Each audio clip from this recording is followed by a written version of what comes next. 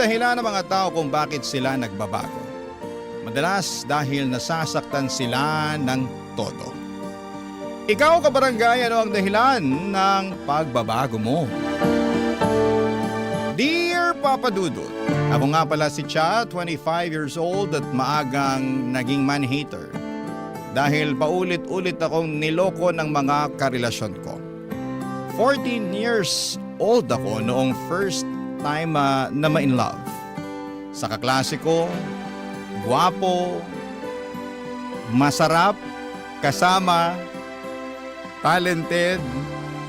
Yun siya kaya ang bilis kong ma-fall. Nung niligawan niya ako, syempre hindi na ako nag-inarte. Dream boy talaga ang level niya. Pero kasing level din pala niya si Satanas. Pinagsabay niya kami noong pinakamagandang girls sa kabilang klase namin.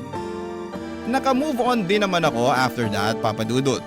18 years noong next akong na-in love. Pero malas pa rin. Yung next kong naging boyfriend ay isa palang bakla. Akala ko kampante na ako na hindi niya ako ipagpapalit sa ibang babae pero pinagpalit naman niya ako sa ibang lalaki. Ang third boyfriend ko naman akala ko ay serious na. Maayos naman ang relasyon namin. Tinanggal niya ang trust issues ko at malalim na love ang na-feel ko for him. Tumagal po kami ng ilang taon bago siya nag-decide na iwanan po ako. Just because nanawa na siya sa akin. Boring daw ako, walang toyo, hindi nakikipag-away, hindi nagsiselos. Baliw, hindi ba? Sobrang na-hurt ako na dahilan kung bakit I choose na baguhin na ang pagkatao ko.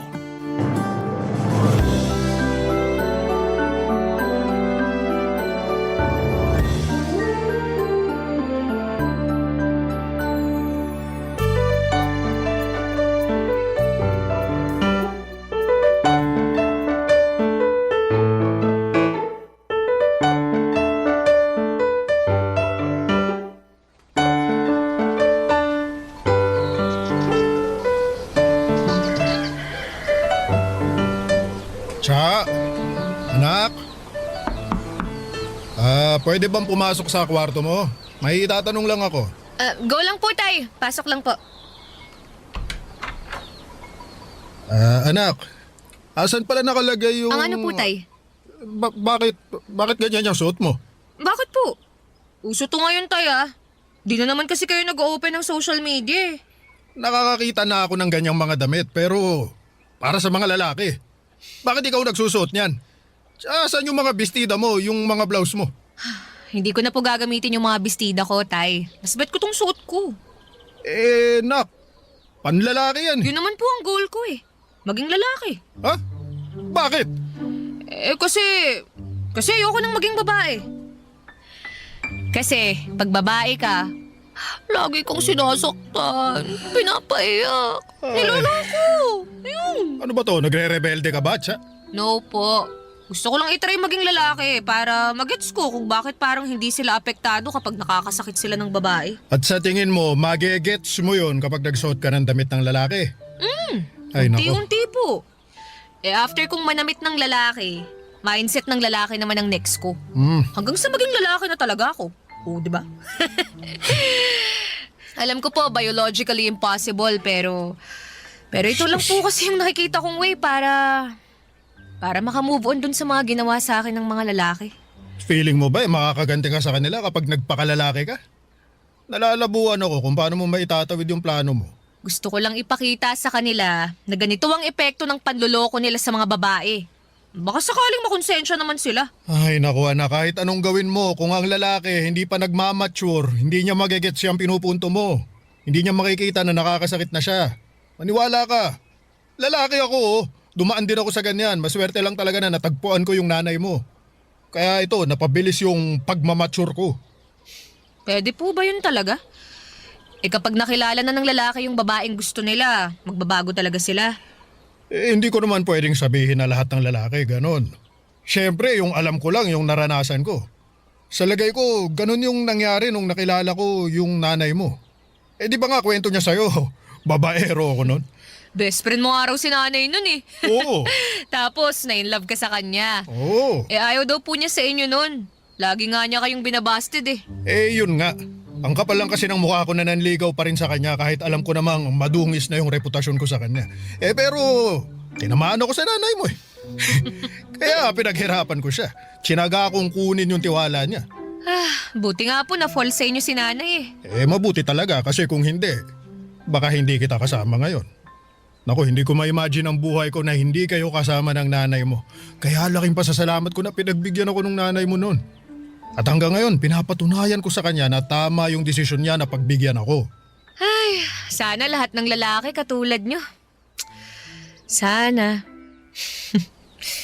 Pero hanggat hindi ko pa nakikilala ang lalaking yun, ipagpapatuloy ko tong pagiging tomboy. At kahit nga na-touch at nabuhayan ako sa story ni nanay at tatay ay hindi ko pa rin binitawan yung plano ko. Magpapaka-tomboy pa rin po ako. Hindi ko naman ginupit ang mahaba kong buhok.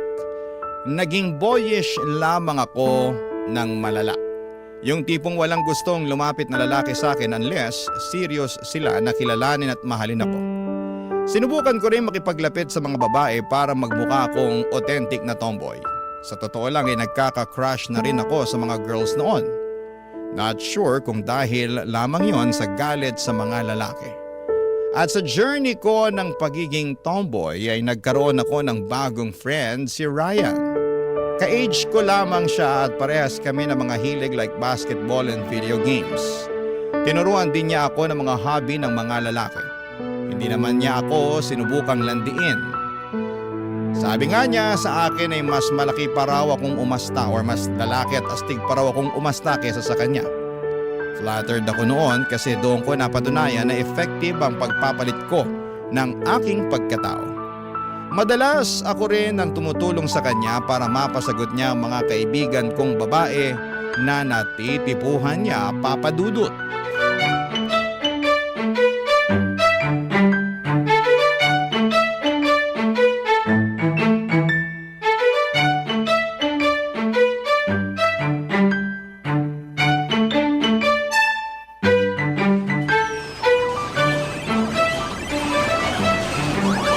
Saan tayo mamaya? Shot? Pas muna. May hangover pa ako mula kahapon eh. Sus! Pahinga mo naman na tayo mo, pre. Sus, ikaw din no. Friday ngayon. Daming girls sa Pobla. Pas muna. Pero, meron kasi akong type na babae. Lo! Saan mo nakilala ha? Dating app? Pobla? Sa court? Kaibigan mo? Sus, yan ka na naman eh. Oo nga. Tirador ka ng mga kaibigan ko. Wala na ako natirang kaibigan dahil lahat sila pinaasa mo. Hoy, nagiging totoo lang naman ako. Sa hindi nag-workout eh. Yung ibang friends mo demanding. Yung iba naman okay sa pagiging clingy. Yung isang kaibigan mo, si Tonet, unang date pa lang namin, gusto na ako i-live-in. Sinong hindi manggugust dun? Masyado mo kasing ginagalingan eh. Bilis tuloy nila ma-fall. O yan, hinahanapan ka na agad ng commitment.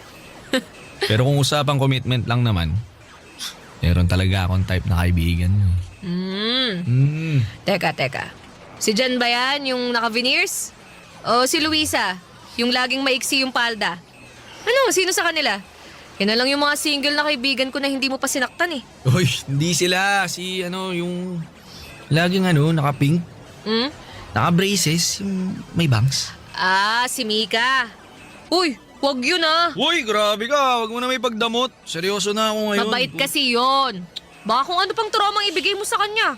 Taong simbahan kayo. Uy, nagsisimba rin ako ha. Iba yung nagsisimba sa napapadaan lang sa simbahan dahil malapit doon yung paradahan ng taxi. Grabe ka. At least dumadaan pa rin sa simbahan. Oh. Basta pre, iba na lang. Huwag na si Mika. Kahit si Luisa na lang. Mahilig ka naman sa nakapalda, di ba? Si Mika talaga yung gusto ko eh. Sige na, tsa. Last na to. Promise. Ganyan Last. din yung sinabi mo kay Pat eh. Anong nangyari, ha? Wala pang 3 araw, ginost mo na. Paano hindi ko naman i-ghost yun? Tinanong kung baog ba ako. Oh. Ano? Kasi gusto niya na ng lalaki makakabuntis daw. Tama bang yun yung topic namin sa unang chat ko sa kanya? Tingin mo. Kalokohan. Huwag ka nga tatawa-tawa dyan. Tulungan mo na kasi ako. Last na talaga si Mika. Siya na talaga yung gusto kong seryosohin. Lagi mo sinasabi yan eh. Tapos kapag may nakita kang mali sa kanila, iiwan mo na bigla sa ere. Huwag ka kasing nega. Sige na, ano na. Reto mo na ako. Libre ka lunch mo 1 buwan. Isang buwan? Oo. Oh. Pati dinner ah. Tsaka kape tuwing weekends. Ano, G? Abusada ka ha. Di wag. Bahala kang manligaw kay Mika. Mahirapan pa naman yung mga lalaki na lumapit dun. Tsaka mataas ang standards nun, pero Sabi naman. nakikinig yun sa akin. Oo na, kapag- sige na. Lahat ng gusto mo, G na ako dyan. Yun! Dali mo naman palang kausap eh. Salamat ka talaga, gusto ko si Mika ha. Pero ikaw Ano? subukan mong paasahin at saktan niyang si Mika. Lagot ka talaga sa akin. Sunog lahat ng jersey mo. Di yan. Naniniwala ako na si Mika na yung babaeng para sa akin. Maayos naman si Ryan Papadudut. Hindi ko naman siya masisisi kung hindi na niya tinuloy yung panliligaw niya sa ibang friends ko. May saltik din kasi minsan yung mga kaibigan ko. Saka gusto lang siguro ni Ryan na magkaroon na ng girlfriend. Tanda ko, bago ko siya nakilala ay sobrang broken niya, Papadudut. Niloko kasi siya ng dating girlfriend niya. Tapos sinumpa niya ang lahat ng mga babae dahil po doon. Hindi ba parang magkatulad kami ng sinapit? Pero eventually ay natuto na rin siyang magpatawad. Hindi na niya sinisisi sa mga babae ang isang beses na pagkabigo niya sa pag-ibig. Kaso, takot pa rin daw siya noon na magkaroon ng karelasyon. Kasi baka ma-broken ulit siya. Until one day, noong nakilala niya ang ibang friends kong babae, naisipan niyang subukan pong muli.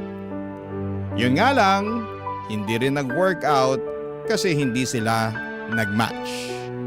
Hoping na kay Mika ay maging okay na si Ryan. Sana pag nireto ko si Mika sa kanya, ay magkaroon ng spark at magic sa pagitan nilang dalawa. Sana magustuhan din siya, Papadudut. Barangay Love Stories. Barangay Love Stories. Papadudut, kailan ko lang naging kaibigan si Mika. Noong time kasi na sobrang broken ako ay nag-decide akong sumali sa church activities malapit sa amin. Saktong youth leader doon si Mika, Papadudut. Napunta ako sa group niya at tanda ko pa na nakasuot siya ng all pink. Mukha siyang cotton candy sa paningin ko at malaki ang naitulong ni Mika sa akin sa pag-move on ko. Panay ang kumusta niya sa akin kung nagiging okay na raw ba ako. Hanggang sa naging close na kaming dalawa kahit noong time na naka-move on na ako sa recent ex ko. At doon pa rin po si Mika para kumustahin ako. Kaya ang laking takot ko na hindi sila mag-workout ni Ryan kasi parang hindi ko alam kung sino ang kakampihan ko o dadamayan sa kanilang dalawa kapag nangyari yon. Pero tinigil ko ang kaka-overthink, Papadudut. Malay ko ba naman kung isang araw sila naman pala ang magkatuluyan, hindi ba?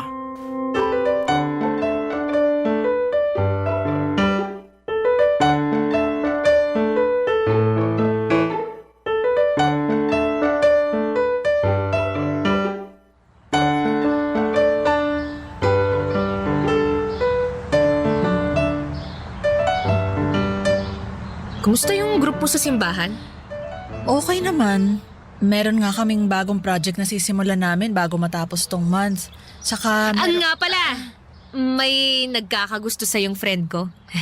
Si Ryan. si Ryan?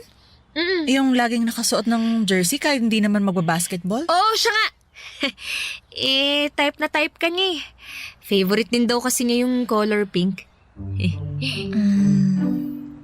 Kaya ka ba pumunta rito para maging bridge ni Ryan sa akin? Parang ganun na nga. Ikaw kala ko naman gusto mo talaga akong kumustahin. Gusto naman talaga kitang kumustahin eh. Seryoso. Kumusta ba love life mo? May boyfriend ka na ba? Kasi kung wala pa, di kay Ryan ka na lang. Teka lang naman sis, binibigla mo ako sa mga sinasabi mo eh. Nagmamadali na kasi si Ryan na magpalakad sa'yo eh. Pagbigyan mo no. Okay naman yun eh. Kung makapag-sales talk ka sa kaibigan mo, kala mo siomay lang ino-offer mo eh. Mas masarap pa sa siomay si Ryan. Bakit? Natikman mo na ba siya? Yak! Ano ba? Hindi ko trip yun, oh. Kadiri naman yun. Bakit naman hindi? Pas na ako sa lalaki. Sakit lang ng ulo yan eh. Sakit naman pala ng ulo eh. Di pass na rin ako dyan. Pero hindi ka dapat magpas kay Ryan. Pagsisisihan mo lang. Sige nga, i-convince mo ako para bigyan ko siya ng chance. Alam ko, sa itsura, hindi siya masyadong nabiyayaan. Pero habang tumatagal naman eh, kapag nasasanay ka na sa pagmumukha niya, may isip mo na, yun, pwede na. Oh, ganun. Parang ayoko nang pwede na. Kung hindi naman basihan ng itsura, ayos talaga si Ryan. Nakakatawa yun, alam mo ba? Very sensitive yun sa ibang tao. Alam niya kapag bad mood ka. Tsaka gagawa siya ng paraan para mapasaya ka. Bibilhan ka niya ng ice cream o chocolate. Tapos alam mo, natatandaan niya lahat ng gusto mo. Kahit ikaw mismo, nakalimutan mo nang binanggit yun sa kanya. Pero siya pala, natatandaan pa. O, di ba? Talaga ba? Ang sweet naman. Sweet talaga yon. Tuwing birthday ko nga binabati ako nun eh. Sakto ng 12:00 ng hating gabi. Partida, maaga pa yung natutulog. Pero maghihintay yun ng 12:00. Mabati lang ako. O, di ba? Grabe ha. Wala sa itsura niya. Mukha siyang loko-loko at hindi seryoso. Mukha lang. Pero kapag nakilala mo siya, hindi naman pala. Malalim na tao yun. Matalino. Marami kang matututunan sa kanya. Tsaka sobrang galante nun. Lagi niyang iisipin kung ano muna yung gusto mo bago yung sa kanya. Feeling protected ka rin lagi kapag katabi ka niya. Diba? Yun naman ang kailangan nating mga babae. Ay, dahil sa sinabi mong yan, parang gusto ko na tuloy siyang makilala. Sige, ireto mo na ako sa kanya. Yon, ayos! Nagulat ako nang mapa-oo ko kaagad si Mika Papadudut. Nagulat din ako sa sarili ko nang maramdaman kong kumabog ang puso ko. Lalo na nung dinescribe ko ang good qualities ni Ryan. Hindi ako makapaniwala sa mga lumabas sa bibig ko. Pero totoo naman lahat ng mga sinabi ko. Hindi lang dahil gusto ko siyang ireto kay Mika. Bigla rin akong nakaramdam ng selos nang maisip kong irereto ko na sila sa isa't isa. Doon ko na-confirm ang bagay na matagal ko nang dinidinay. Papadudut, gusto ko po si Ryan. Naunahan lamang ako ng takot na magmahal ulit kaya nagawa ko yung itago. At mas lalo kong nararamdaman na kailangan ko nga yung itago lalo't ako na ang magiging bridge nilang dalawa. Pero hindi ko kayang maging tulay sa kanila. Iniisip ko pa lamang ay nasasaktan na po ako. Kaya naman dinedelay ko ang pagbibigay ng sagot kay Ryan tungkol kay Mika Papadudut.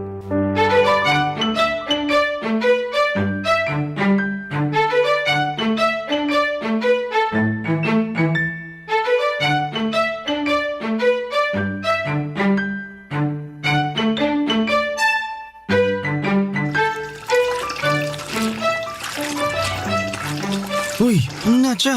Hoy Karen, anong ginagawa mo rito sa bahay? Malamang hingi ng update. Anong update?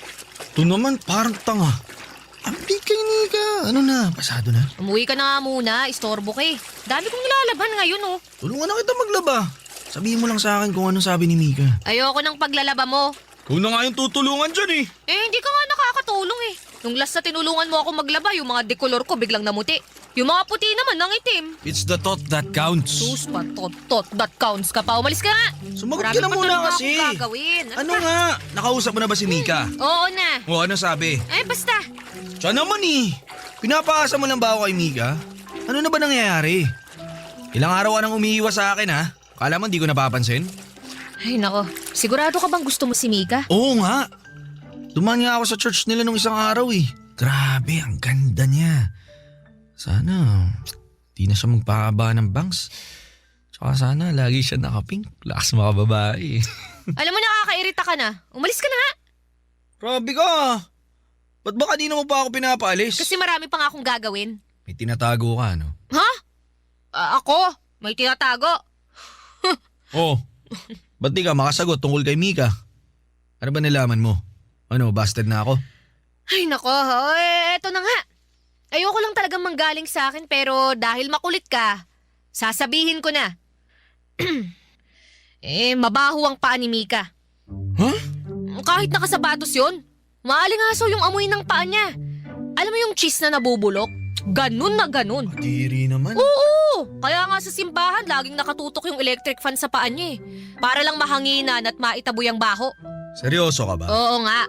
At saka eto pa. Alam mo bang kahit bagong ligo siya, amoy ginisang sibuyas pa rin ang kilikili niya? Weh! Oo! Kahit 1 kilometer away ka sa kanya, maaamoy mo eh. Sobra ka naman. Kaya ikaw din. Gusto mo pa bang manligaw ng babaeng mabaho ang paa at saka kilikili ha? Oy, saka balita ko ha. May kuto yun. Kaya laging nakabangs. Pero, gusto ko pa rin siya eh. Lah, gusto mo siya kahit ganun na ang mga sinabi ko sa kanya? Madali lang naman solusyonan yung baho ng kiligili. Deodorant lang yun, tsaka foot spray. Ako bahala dun. Bibilang ko pa siya. Pati yung pinakamalakas na antibacterial soap. Hanapin ko yun para sa kanya. Kung kuto naman kalaban, gata lang kalaban nun. Ganun kasi ginawa ni nanay nung nagkakuto kami ni ate noon eh. Akong bahala. I can fix her.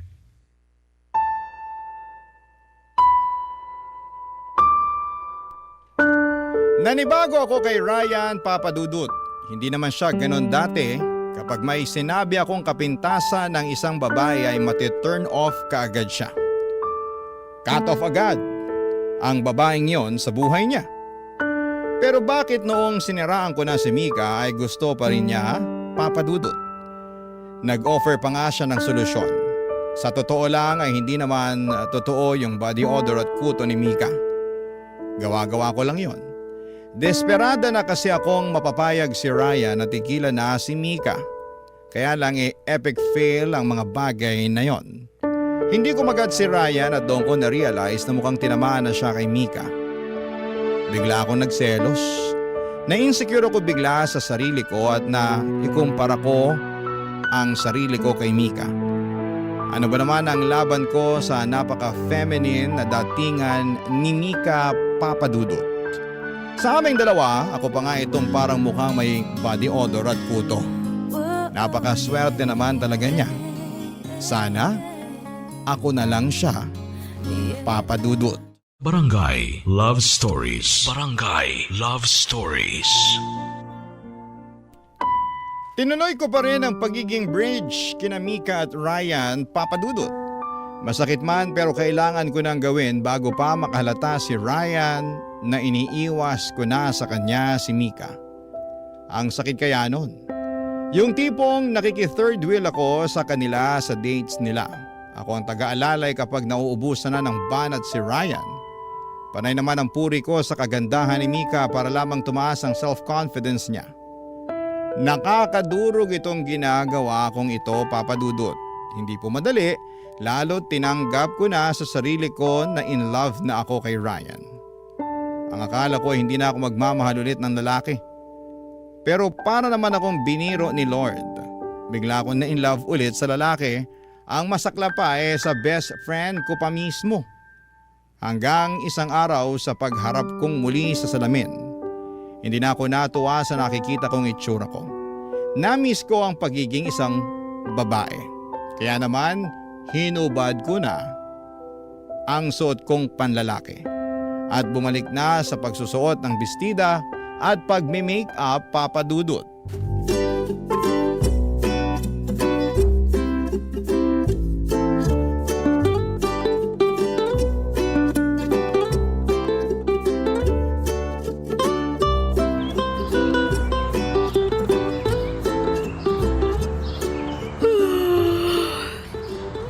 Nakakaantok naman. Cha! Cha! Si Ryan? O Ryan! Sino ka? Baliw! Si Chato! Andiyan na si Mika? Poser, hindi ikaw si Cha. Ba't nakabistida ka? Tsaka ba't naka-lipstick ka? For a change! For a change ka dyan. Sobra naman yata itong ginagawa mong change. Bakit? Hindi ba bagay sa akin? Sakto lang.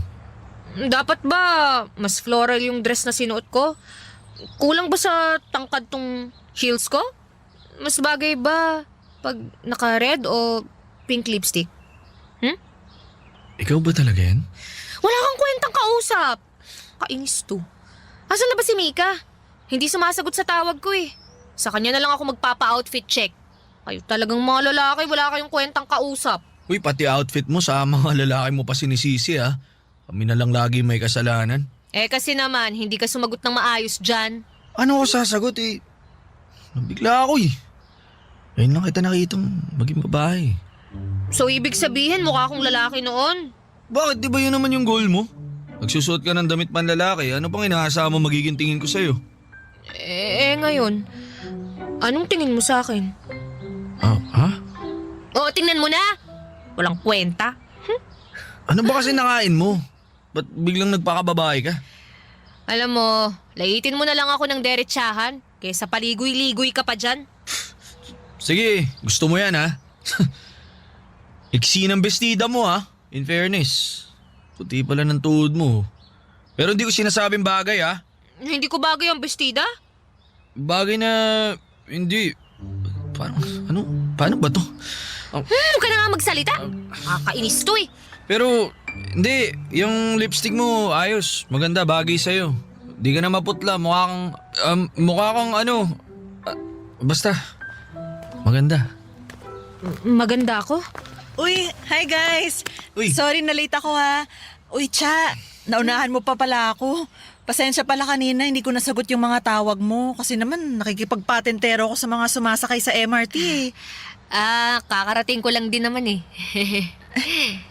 Uy, teka lang. May napapansin ako ha. Ikaw ba talaga yan, Cha?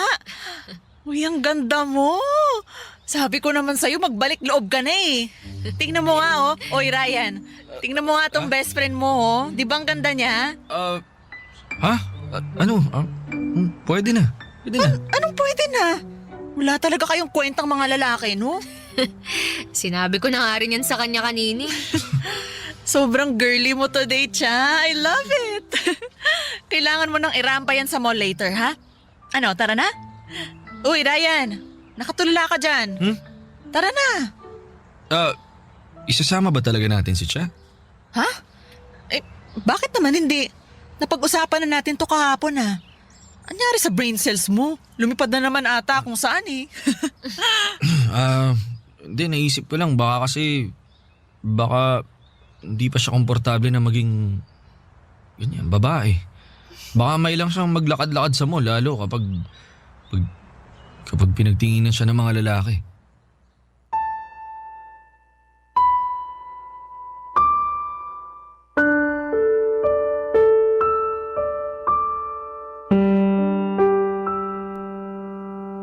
Hindi ko alam kung dilulo lang ba ako, Papa Dudut, pero kita ko sa mga mata ni Ryan ang paghanga sa pagbabago ko. Panay ang tingin niya sa akin lalo na kapag hindi nakatingin si Mika sa kanya. Ako naman ay nagpapanggap na hindi ko yon napapansin. Deep inside ay grabe ang kilig ko. Buong araw na magkakasama kaming tatlo sa mall at nakaramdam ako ng tensyon sa pagitan namin ni Ryan hanggang pag-uwi ay napapaisip ako at napansin na ba talaga niya ako. Naghihintay ako ng chat sa kanya, umaasa na baka umamin na rin siya. Pero inabot na ako ng umaga sa kakahintay ay wala siyang message sa akin. Pagkatapos noon ilang araw na niya akong iniwasan. Nasaktan ako. Akala ko naman may chance na ako sa kanya, nagrebelde ako. Pero hindi na ako bumalik syempre sa pagiging boyish. Sinubukan ko nang makipag-date, sumama sa mga party kung saan ay merong mga lalaki na pwede kong magustuhan. Isang gabi ay nasundan ako ni Ryan sa isang birthday party na invited ako, Papa Dudut.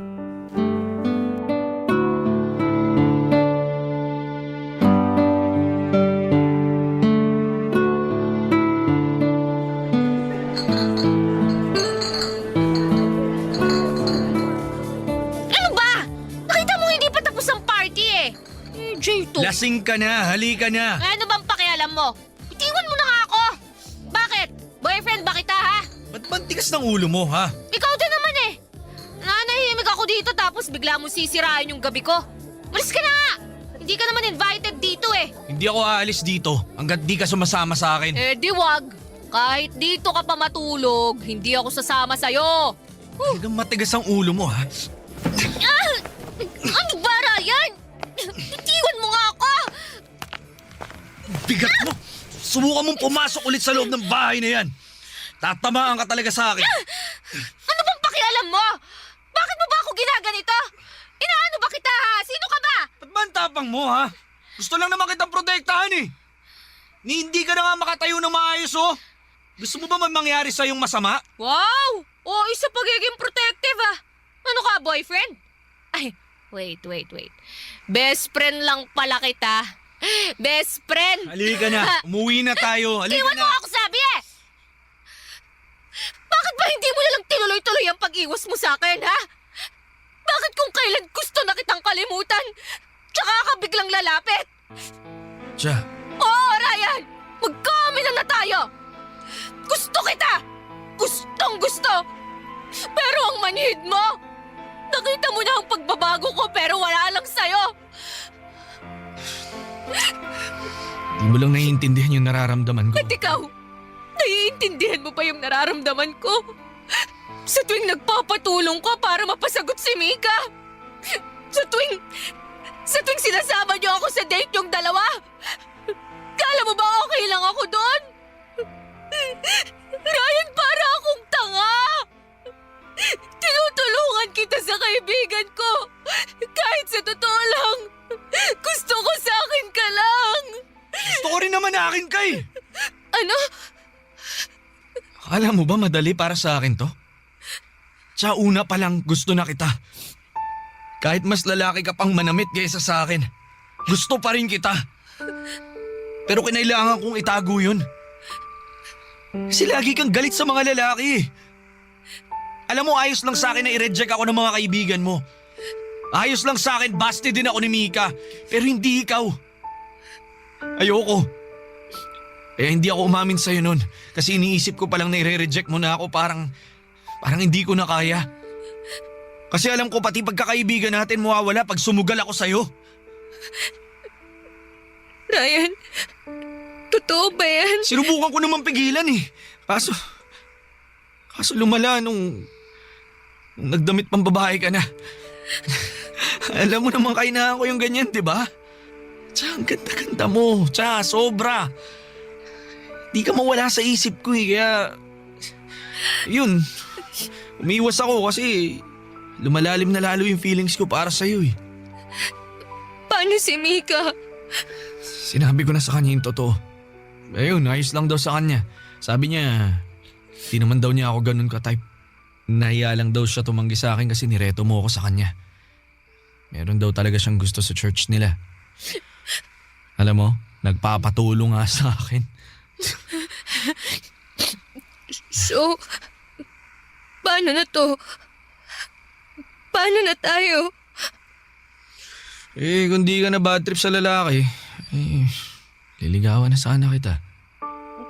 Paano kung may galit pa rin ako sa mga lalaki? Hindi tatanggalin ko yung galit na yan. Pero alam mo, ayos lang sa akin na magalit ka sa lalaki. Oo, tama. Pabor nga sa akin yun eh. Para siguradong akin ka na. At hindi ka natitingin sa iba.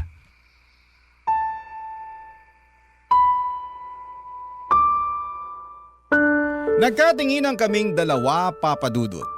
Para bang ang perfect ng lahat. Parang may fireworks sa paligid na tanging kami lamang dalawang nakakakita at nakakarinig. Napakasaya sa pakiramdam. Sa isang iglap ay nawala lahat ng takot ko at galit sa mga lalaki. Parang ang sarap lang ulit magtiwala. Sa ngayon ay inaaral kong tanggalin ang galit ko sa mga lalaki. Malaking tulong si Ryan dito. Mapagpasensya si Ryan sa mood swings ko. Kapag naalala ko ang mga nangyari sa past ko ay andyan siya para i-assure ako na mag-heal din ako. At dahil po doon ay mas lalo akong lumalambot. Iba talagang nagagawa ng totoong pag-ibig sa tao. Walang kahit na anong galit o trust issues ang magwawagi. Basta meron lang isang tao na handa kang intindihin. Maraming salamat po sa pagbasa ng aking liham.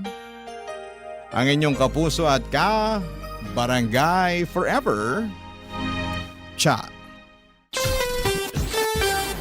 Kwentuhan naman tayo dito sa comment section. Ang mga kwento ng pag-ibig, kwento ng buhay, at kwento ng pag-asa dito sa Barangay Love Stories. Love Stories.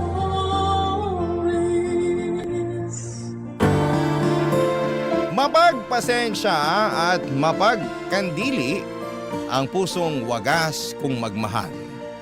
Ngunit napupuno rin po ito kapag paulit-ulit na binabaliwala at sinaktan. Ikaw, kabarangay, naranasan mo na bang maabuso ng mga taong malapit sa puso mo?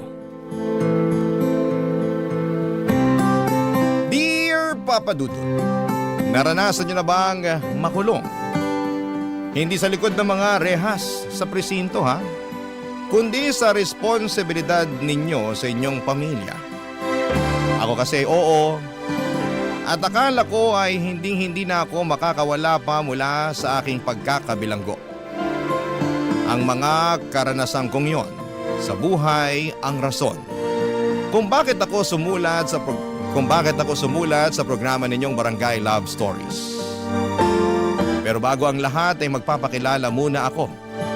Tawagin niyo na lamang po ako sa pangalang Jenica, 27 years old at tubong Montalban, Rizal. Nagtatrabaho ako sa isang private company sa Quezon City.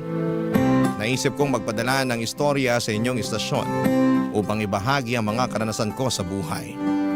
Sana ay may matutuhan dito ang mga kabarangay natin. Magsisimula ang lahat noong nasa high school pa lamang ako, Papa Dudut.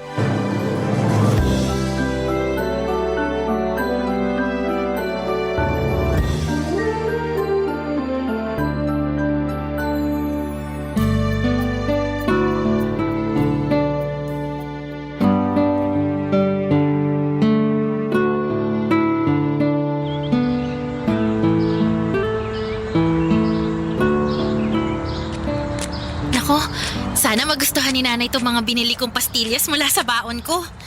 Alam ko kasi na paborito niya to eh. Iba-iba pa yung kulay ng pambalot. Nakakatuwa namang tingnan. Ayun, nandito na ako sa bahay. Nandito na po ako! Oh, bakit ngayon ka lang? Kanina pa kita hinihintay ah. Ano po kasi, dumaan pa po ako sa tindahan ni Aling Sonia kasi nakita ko kaninang umaga na may tinda sila ng mga paborito niyong pastillas. Ito, kaya binilhan ko po kayo, Nay. Alam ko pong paborito niyo yan eh. Salamat. Pero akala mo ba madadaan mo ako sa pagbili niyan? Ano po? Anong ano po? May kasalanan ka pa sa akin, Jenica. Ayan oh. Tignan mo. Ano, pamilyar ba sa'yo itong mga papel na to? Opo, mga test paper. Na tinago mo sa ilalim ng kama mo. Akala mo yata hindi ko makikita, no? Malas mo kasi naglinis ako ng kwarto mo kanina. Kaya nakita ko itong mga test paper na to. Bago lang to ah. Kamakailan lang. Sinadya mo ba tong itago sa akin kasi ang bababa ng mga score mo? Ano po kasi? Pasensya na po kayo, Nay. Anong pasensya? Paano ko mapagpapasensyahan tong mga to? Sabihin mo paano? Teka, kuhanin na ng card nyo ngayon, di ba? Opo. Patingin ako. Po? Patingin ako ng card mo, Jenica. Huwag na huwag mong itatago sa akin yan katulad ng pagtatago mo nito mga test paper na to, ha? Akin na, dali! Sandali lang po. Kukunin ko lang po sa bag, Nay. Namumuro ka na talagang bata ka? Asa na? Ito na po. Ito na po. Ay, Diyos mio. Sinasabi ko na nga ba ang bababa ng mga grado mo? Pasensya na po talaga kayo, Nay. Pero wala naman po akong bagsak. Kahit na, pasang-awa lang naman to mga grado mo. Paano hindi magiging ganito kababa mababa rin ang mga score mo sa test? Bobo ka ba? Po? Ang sabi ko, bobo ka ba? Kasi mga bobo lang naman na nakakakuha ng mga ganitong grado. Pati na rin ang ganitong score sa test. Sobra naman po yata kayo, Nay. Sobra na kung sobra, pero may karapatan naman akong sabihin yon dahil sumobra na rin ang kabobohan mo. Bakit hindi mo tularan ng Kuya Jason mo? Sakto lang din naman po yung mga grade ni Kuya. Hindi naman ganun kataas, pero bakit ako lang po yung pinapagalitan ninyo? Grabe naman po kayo magalit sa akin, Nay. Wala naman po akong bagsak. Ba't nakuha mo pa talagang mga tuwiran, ha? Nagsasabi lang naman po ako ng... Kumpara naman sa kuya mo, mas marami naman siyang kayang gawin kesa sa'yo. Magaling siyang tumugtog ng drums. Kaya nga nasali siya sa banda ng eskwelahan ninyo, hindi ba? Mahusay din mag-basketball. May itsura kaya laging laman ang mga pageant. Magaling makisama, magiliw kaya maraming natutuwa sa kanya. Ay naku, ang anak kong yun, napaka-perpekto. Ikaw, sa pag-aaral ka na nga lang babawi, pumalpak ka pa? Saan ka nalang pupulutin yan pagtanda mo, Jenica? Baka walang kumpanya ang gustuhin kunin ka dahil napakahina ng utak mo. Walang-wala ka talaga sa kalingkingan ng kuya mo.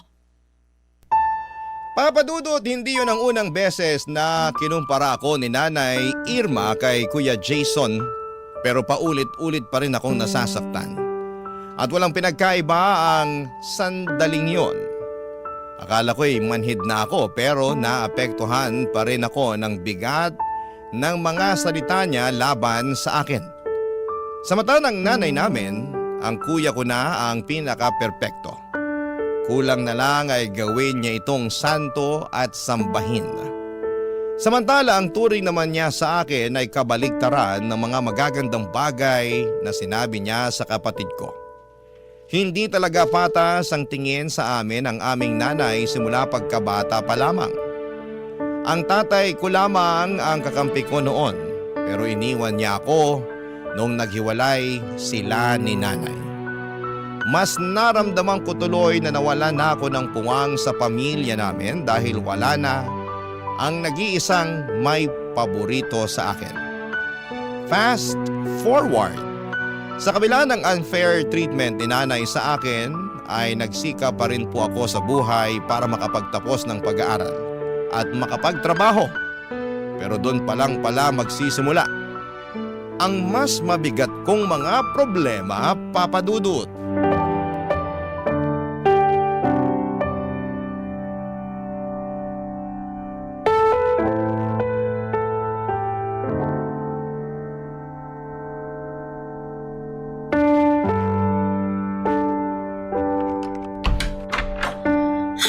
Pambihira namang Pilipinas to. Ang lala na talaga ng traffic. Mas nakakapagod pa bumiyahe araw-araw kaysa sa aktual na trabaho sa opisina eh. Wala na ba talagang pagbabago? Buti pa makaupo nga muna. Oy! Ilang oras kang nakaupo sa opisina tapos pagdating mo sa bahay uupo ka na naman. Hindi ka ba napapagod? Napapagod po, kaya nga po ko uupo. O mamaya ka na umupo. Akin na muna. Yung ano po? Tanga ka ba? Di yung sweldo mo. Baka nakakalimutan mo, araw ng bigay mo ngayon ng sweldo. Kanino ko pa iniintay yan eh. At singilan na naman sa renta. Naubusan din tayo ng gas. Naku, sumabay pa talaga. Hindi ko tuloy natapos yung niluluto ko. Anak ng lintik. Ano na? Asan na yung pera? Teka lang naman po, Nay. Kukunin ko po muna rito sa wallet ko. Naku, bagal-bagal mo talaga. Ito na po, Nay. Akin na. Anak ka ng tukneneng, bakit ganito lang? Po? Sabi ko, bakit ganito lang? Wala ka na bang idadagdag dito? Wala na po, Nay. Sagad na po yan. Kakasabi ko lang, di ba? Singilan na ng renta tapos naubusan pa tayo ng gasol. Hindi ko naman po sagot yung pagbili ng gasol, di ba? Toka po yan ni Kuya, kaya bakit parang balak niyong kunin dyan sa sweldo ko? Bakit hindi? Maliit lang din naman ang ibinigay ng kuya mo. Kaya pambili lang yun ng bigas. Wala na rin yung panggas, hindi na kasya. Di naman po yata tama na sa akin kayo maghahanap ng extra na pera. Dapat po kay Kuya. Bingi ka ba talaga o ano? Maliit nga lang ang nabigay ng kuya mo. At tingin ko wala na siyang malalabas pa kaya sa'yo ko na lang sana kukunin yung pambili natin ng gas. Wala na nga rin po kung malalabas, Nay. Ano wala? Dapat meron! Ha? Ano pong sinasabi niyo? Hoy Jenica, alam naman natin na mas mataas ng kaunti ang sinesweldo mo kaysa sa kuya mo. Dapat may extra na pera ka lalo na sa mga ganitong panahon. Yung nagkukulang ng ambag ang kuya mo. Hinay, hindi naman po itong unang beses na nagkulang ng ambag si kuya sa bahay natin eh.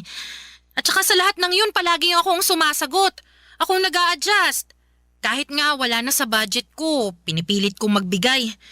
Pero mali naman po yata na ako lang palagi yung pinapasalo nyo. Lalo na ngayon na wala rin akong mailabas.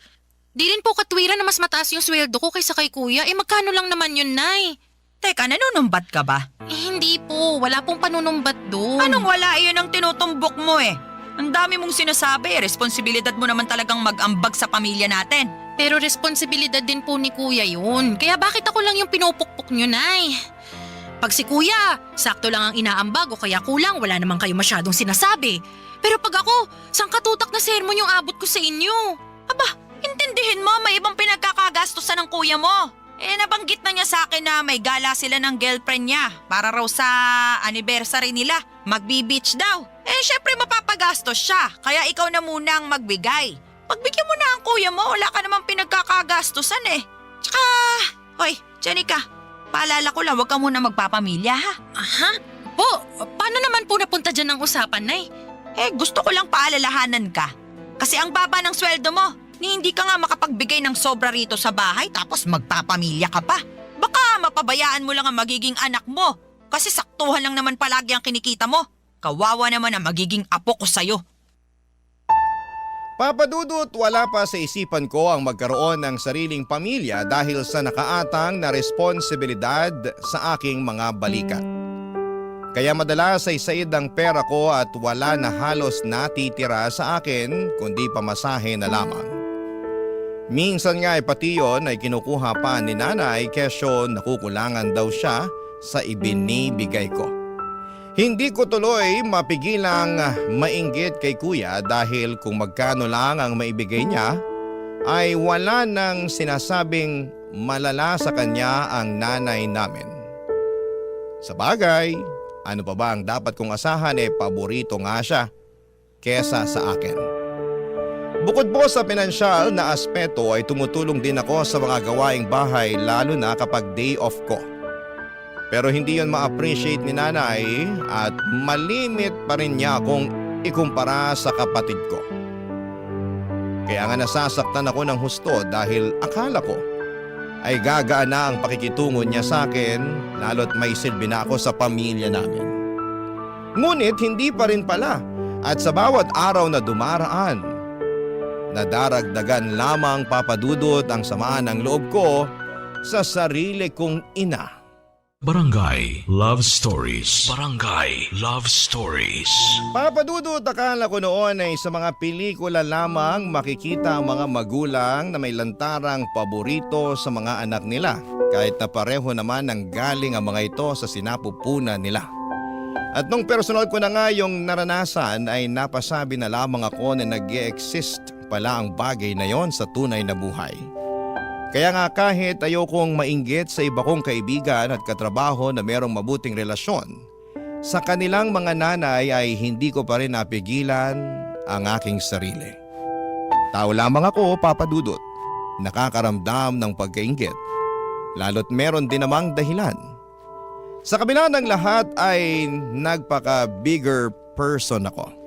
Inunawa ko ang nanay ko sa abot ng aking makakaya. At para hindi tuluyang masiraan ang ulo kakabuhat sa mga responsibilidad ko sa pamilya namin, natutuhan kong bigyan ng sarili ko ng pagkakataon na makapaglibang-libang naman. Pero hindi ko akalain na pati yun ay mamasamain pa ng magaling kong ina, Papa Dudut.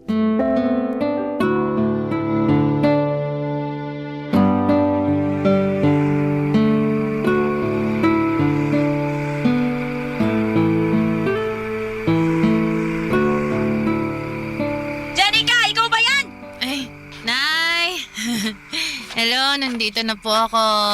Bakit ngayon ka lang? Sira na ba ang orasan mo at hindi mo na namalayan kung ano oras na? 12:00 na ng madaling araw ah! Alam ko naman po yun kasi di naman po sira yung orasan ko. Tingnan nyo. Bagong bili pa tong relo ko. Tingin niya ako niyan. Aray ko naman po, dahan-dahan lang, Nay. Ka talaga ng tatay mong siraulo. Bago nga tong relo mo at mukhang mamahalin pa. Kailan mo to binili ha? Sabihin mo, At magkano ang bili mo rito? Nung nakaraang araw lang. Kalma lang kayo, Nay. Mura lang naman po yan. Magkano nga? Di, 5,000. 5,000? Para sa relo? Tapos, natuto ka ng uminom ng alak? Kaya ba ngayon ka lang dumating kasi uminom ka pa, ha? Sagutin mo ako, Janica! Opo, Nay. Nagkaayaan kasi yung mga katrabaho ko na nagumimik. Sumama na po ko kasi wala naman pong pasok bukas. At magkano ang nagastos mo, ha? Po, Magkano ang nagastos mo dyan sa gimmick-gimmick nyo na yan? Maliit lang naman po. Mga 2,500. 2,500? Aba, ano maliit dyan? Marami ka nang mabibili dyan kung binigay mo na lang sana sa akin. Pati yung pinambili mo ng lintik na relo na yan. Jenica, 5,000 rin yun. Sana sa akin mo na lang ibinigay. Nay naman, palagi na lang po ba sa inyo, sa bahay o sa pamilya natin mapupuntang sweldo ko? Paano naman po ako? Paano naman ang sarili ko eh? Ako nga po yung nagpakahirap sa pagtatrabaho. Tapos... Tapos ano? Ayan ka na naman eh. Hirap sa'yo, akala mo kung sino ka malaki ang sweldo kung makapanumbat. Hindi po ako nanunumbat. Nagsasabi lang po ako ng totoo. Walang totoo sa mga sinasabi mo. Puro ka lang pagmamataas. Bakit si kuya? Ano si kuya mo? Pag si kuya ang bumibili ng mga bagong gamit niya, kahit na mamahalin at kahit na magkulang ang inaambag niya rito sa bahay, ayos lang sa inyo. Suportado niyo pa nga eh. Narinig ko, sinabi niyo pa sa kanya na nailibre naman niya ang sarili niya dahil nagpapakahirap siyang magtrabaho para sa pamilya natin. Ako rin naman po Nagtatrabaho rin naman po ko, Nay. Nag-aambag din ako dito. Tumutulong ako sa mga gawaing bahay pero bakit parang wala akong karapatan na bilhan ng sarili ko gamit ang pera na pinaghirapan ko? At bakit naman nasali rito ang kuya mo? Labas naman siya sa usapan. Yan ang hirap sa inyo, Nay. Pagdating kay kuya, nagmamalinis kayo. Ano ba pinagsasasabi mo? Ang pinag-uusapan natin dito, yung pagbili mo ng kung ano-ano, samantalang malaki ang pangangailangan natin dito sa bahay. At yung pag-inom mo ng alak, kababae mong tao lasinggera ka. Tapos ano, kasama mo mga katrabaho mo ka mo? Ilan ang lalaki sa mga yon, ha? Sagutin mo. Bakit niyo po ba gustong malaman? Sagutin mo, sabi, ilan ang kasama niyong lalaki? Ilan kayo lahat? 8 po. 3 kami mga babae at... Napakalandi mo talaga! Ano pong sinabi niyo, Nay? Saan naman po galing yan? Ano hindi ko sasabihing malandi ka? Sino bang matinong babae ang sumasama sa mga lalaki para makipag-inuman? Wala naman po kaming ginagawang masama eh. Uminom lang, nagkasiyahan. Kahit na! Nung panahon namin, magkahawak lang ang mga babae at lalaki. Pinapakasal na agad ng mga magulang. Ganoon kami kakonserbatibo nung araw. Pero ngayon, napakawalang yani ng mga kabataan. Janica, ayus-ayusin mo lang talaga, ha? Baka isang araw umuwi ka na lang dito sa bahay na umiiyak at sasabihin ginahasa ka ng mga kainuman mong lalaki. Kapag nangyari yun, Janica, naku! Baka palayasin pa kita sa pamamahay natin. Papadudot, pakiramdam ko ay wala na akong karapatang magsaya dahil lamang sa hindi pareho ang nararamdaman namin ng pamilya ko. Lalo na ng nanay ko. Yun bang dapat kung malungkot at miserable sila ay ganoon din ang maramdaman at estado ko sa buhay. Kaya nga sakal na ako ng mga panahong yon. Pakiwari ko ay sarili kong pamilya ang pumapatay sa akin. At pag hindi ako gumagawa ng paraan upang kumawala sa kanila, ay baka tuluyan na akong masiraan ng ulo. Kaya nga para hindi mangyari yon habang meron pang natitirang kaunting pagkatino sa isipan ko at pag-asa sa puso ko, ay nag-decide akong planuhin ang pagsasalba sa aking sarili. Hindi madali para sa akin ang bagay na yon dahil nga mahal na mahal ko ang pamilya ko. Kahit na hindi kami pareho ng nararamdaman sa isa't isa. Pero ginawa ko pa rin at bilang unang hakbang ay kinausap ko nga si Kuya Jason Papadudut.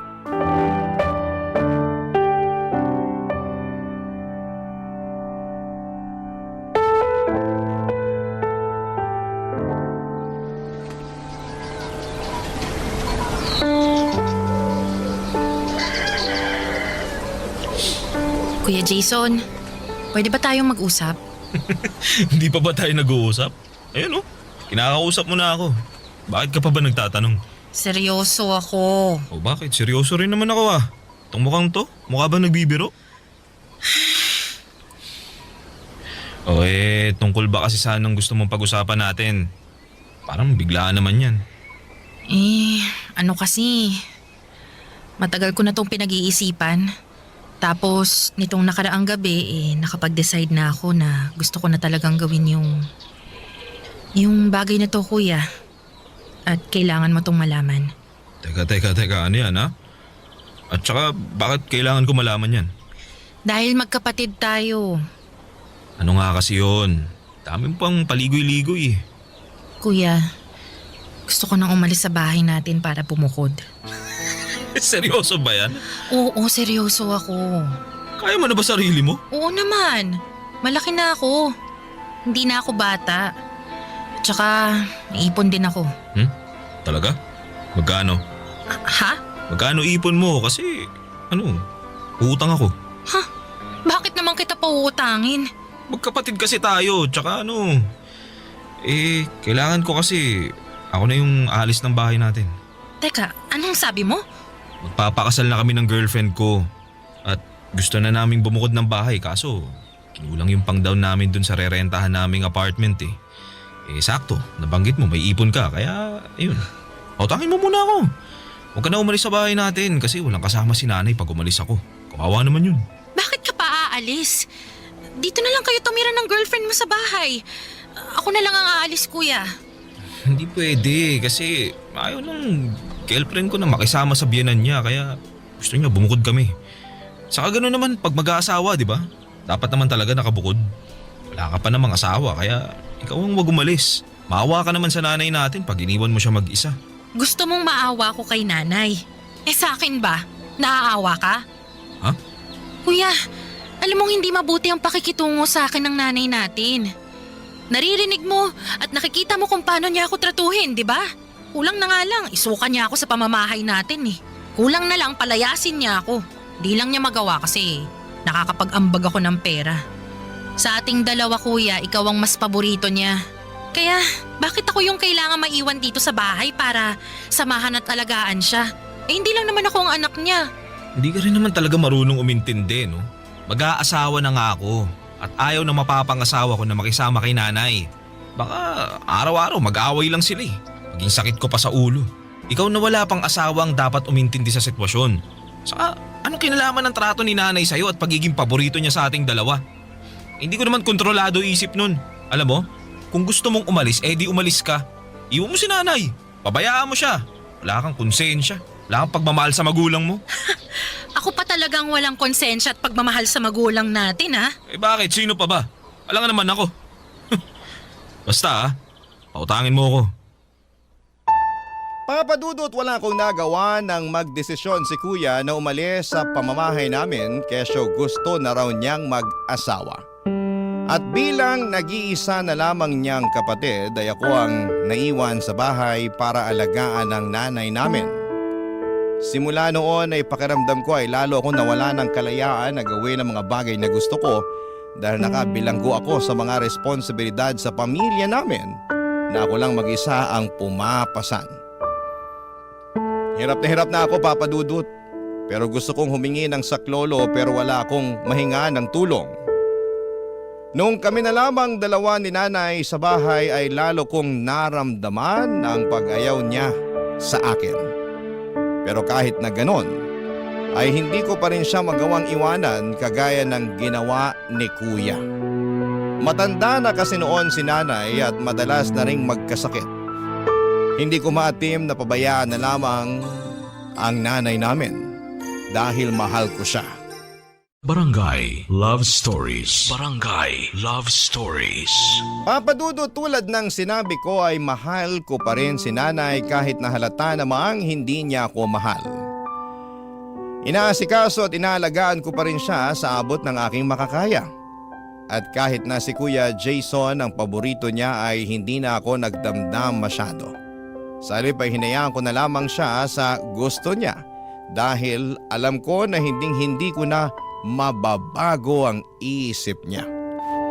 Ginawa ko na lamang ang papel ko sa buhay niya bilang isang anak. nagtrabaho ako ng mabuti at nagbigay ng sweldo sa nanay ko. Tumutulong sa bahay namin pag day off kahit na paulit-ulit niyang sinasabi na hindi niya kailangan ng tulong ko. Sa kabilang banda ay ramdam ko na kailangan talaga ako ni nanay. Lalo pa noong biglaan siyang na-stroke, Papa Dudut.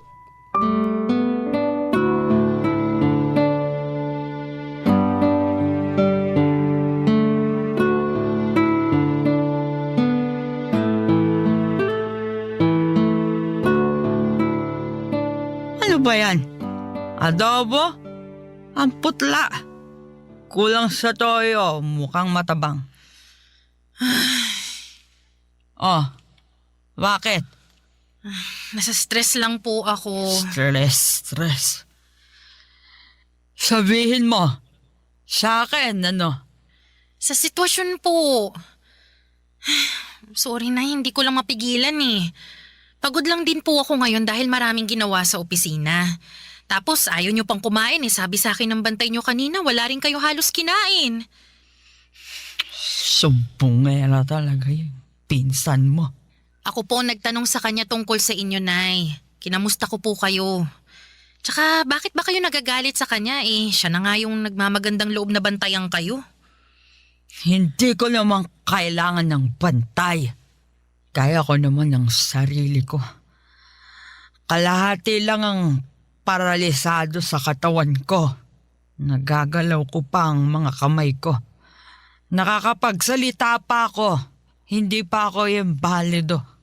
Nay naman eh. Kuya mo na lang sana ang kasama ko. Sana siya na lang din na nag-aalaga sa akin. Yung nagluluto ng pagkain ko. Mas masarap pa siya magluto kumpara sa luto mo na hindi maintindihan ang lasa. Wala na nga po si Kuya. Umalis na rito sa bahay natin kasi nag-asawa na, di ba? Eh kaya nga sana nandito siya. Bakit ba panay kayo hanap kay Kuya? Eh andito naman ako para alagaan kayo. Panay kayo hanap sa wala eh simula nung na-stroke kayo. Mabibilang na lang sa kamay ko sa daliri yung mga pagkakataon na binisita nila kayo rito sa atin. Basta. Mas gusto ko ang kuya mo. Kung meron lang talagang pagpipilian. Hindi ikaw ang gusto kong mag-alaga At sa tingin akin. ninyo, gusto ko na ako mag-alaga sa inyo? Anong sabi mo? Nay, sumusobra na po kayo eh. Kung makapagsalita kayo, parang wala na akong ginawang mabuti sa pamilya natin, no? Lagi niyong pinamumuka sa akin na wala akong silbi, na kulang ang mga effort ko, na palagi na lang si Kuya ang magaling at nakakalamang. Lagi niyo na lang akong kinukumpara sa kanya. Anak niyo rin naman ako, di ba? Bakit, Nay? Bakit kayo ganyan sa akin? Bakit pagdating kay Kuya ang bait-bait niyo? Tapos sa akin hindi? Sabihin niyo, Nay, bakit ba? Mas mahal ko ang kuya mo kesa sa'yo. Ano magagawa ko? Tsaka kahit anak kita, kahit nang galing ka sa sinapupunan ko, eh hindi kita ginusto. Ano po? Ayoko nang magkanak pa kami ng tatay mo. Dahil ilang beses na ako nakunan pagkatapos ng kuya mo. Pero mapilit ang tatay mo. Makulit. Kahit ayoko na, sige pa rin. Nung nalaman kong buntis ako sa'yo, pinagsamantalahan ako ng tatay mo. Pinilit niya akong buhayin ka dahil gusto pa raw niya ng isang anak. Kaya kahit ayoko, kahit natatakot na akong mabuntis at manganak, wala akong nagawa kundi sundin siya. Mas takot ako sa galit ng tatay mo at sa pwede niyang gawin. Paano kung patayin niya ako? Yung bata-bata pa ng kuya mo. Kaya po ba wala kayong kaamor-amor sa akin dahil sa kasalanan sa inyo ni tatay? Oo. Tapos nakuha pa niyang mambabae. Iniwan niya kayo sa akin. Ikaw! Iniwan ka niya para buhayin ko. Kapal ang mukha niya. Kaya, hindi mo ko masisisi kung bakit ganito ko makitungo sa'yo. Pag nakikita kita, naaalala ko ang mukha ng taong nanamantala sa akin. Nanloko at nangiwan. Pakiramdam ko, hindi talaga siya nawala. At nabubuhay siya sa katauhan mo. Papa Dudut, yun pala ang dahilan kaya hindi ako mahal ng nanay ko. Pero maling-mali naman na isumbat niya sa akin ang kasalanan sa kanya ng aking tatay. Hindi ko rin naman ginusto na mabuhay at ipanganak sa mundo. Kung may pagpipilian lamang ako, kung alam ko lang na magiging miserable ang buhay ko sa mga kamay ng nanay ko ay hindi na lamang sana ako isinilang noon. Sana ay namatay na lamang ako sa sinapupunan ng nanay ko. Nagpatuloy ang hindi magandang trato sa akin ni nanay kahit na ginagawa ko naman ang lahat para alagaan siya, irespeto at unawain. Gabi-gabi ay nagdarasal ako sa Diyos. Nahawakan niya ang puso ng nanay ko para magbago ito. Pero imposible na yatang mangyari yon dahil sa kabila ng karamdaman ni nanay ay mas naging malala pa ang trato niya sa akin. Sa katunayan ay nagawa na rin niya akong saktan kapag inis na siya. Bagay na hindi ko kayang tiisin, Papa Dudut. Doon ko na naisip ang isang bagay na ni sa hinagap ay hindi ko akalaing magagawa ko sa kanya. Dinala ko si nanay sa apartment ni Kuya tulad ng palaging bukang bibig niya na mas gusto niya na si Kuyang mag-alaga sa kanya kesa sa akin. Bukod doon ay dala-dala ko rin ang iba niyang mga gamit, damit at gamot. Nagpatulong na lamang ako sa pinsan ko para madala siya sa nirerentahang apartment ng kapatid ko. Nagulat na gulat sa pagdating ko.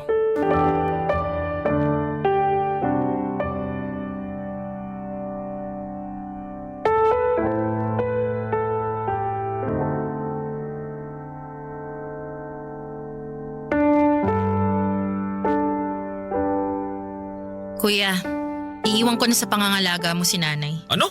Sisiraan ka na ba ng ulo? Oo, sirang-sira na dahil kahit anong gawin ko. Kahit na nagpakabuti akong anak, maging maunawain, gawin ang lahat para makuha ang loob ni nanay, kulang pa rin. At kahit kailan, hindi ako magiging sapat sa kanya. Abot langit ang galit sa akin ni nanay, kaya galit na rin ako sa kanya. Tsaka ikaw naman ang palagi niyang hinahanap eh. Grabe. Naaaning na ako sa kakapakinig sa iyak niya na sana raw ikaw ang nag-aalaga sa kanya sa bahay. Kahit na nandun naman ako. Kaya oo kuya, sirang-sira na ang ulo ko. Hindi ko na alam kung saan lulugar sa pamamahay natin at sa buhay niya. Kaya ayan, tinupad ko na yung matagal niyang hiling. Dinala ko siya rito sa bahay niyo para maalagaan mo. Para namang hindi yata tama yung gusto mo mangyari, Jenica. Di mo pwedeng basta-basta iwan dito si nanay at... At bakit hindi? Nanay mo rin naman siya, di ba? Anak ka rin niya. Paboritong anak ka pa nga eh. Oo nga, pero... Basta. Iiwan ko na siya sa'yo. Aalis na ako sa bahay natin at magpapakalayo-layo. Kuya, pagod na ako. Pagod na akong makisama sa tao na hindi naman ako minahal. Na hindi naman ako tinuring na anak. Pagod na akong magsakripisyo, umunawa at makulong na parang isang bilanggo sa responsibilidad para sa pamilya natin. Samantalang ikaw nagagawa mo lang ang gusto mo. Dapat nga matuto ka ring alagaan si nanay eh.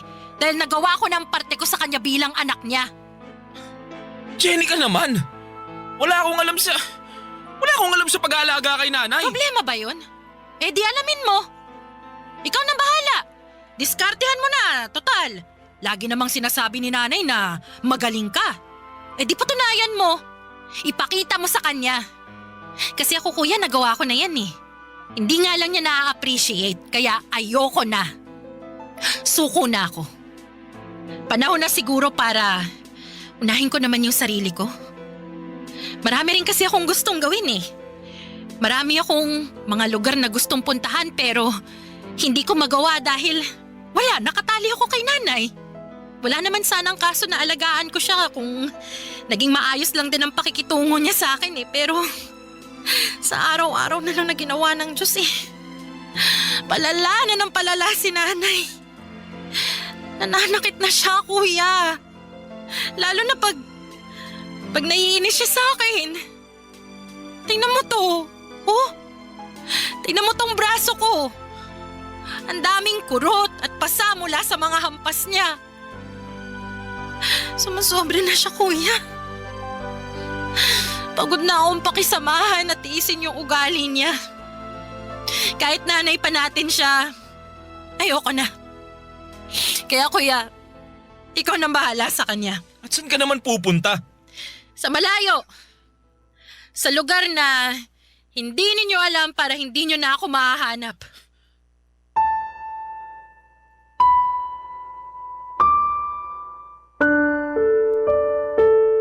Papadudot, masama na akong anak kung yan ang tingin ninyo sa akin dahil sa pagtatakwil ko sa sarili kong ina.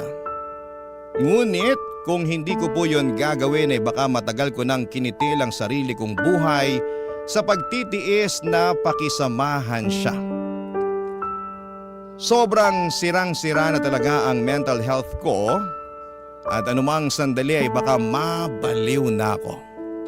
Aaminin ko na hindi rin naman madali sa akin na umalis pero kailangan ko namang salbahin ang sarili ko. Sa kasalukuyan ay patuloy pa rin akong umuusad sa buhay ko kahit na may mga gabi na bumabalik sa aking alaala ang sakit na dulot ng mga naranasan ko sa buhay na kagagawan ng sarili kong ina. Ngunit tuwing sumasapit ang umaga ay patuloy pa rin po akong humahawak sa katiting na pag-asa sa puso ko na magiging maayos pa rin ang lahat-lahat.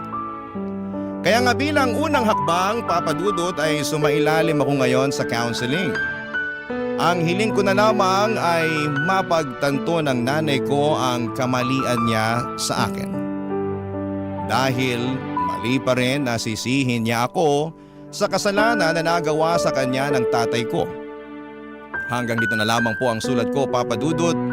Maraming salamat po sakaling mapili po ninyong i-ere sa inyong programa ang aking kwento. God bless and more power po sa Barangay Love Stories. Ang inyong forever kapuso at ka-barangay, Jenica.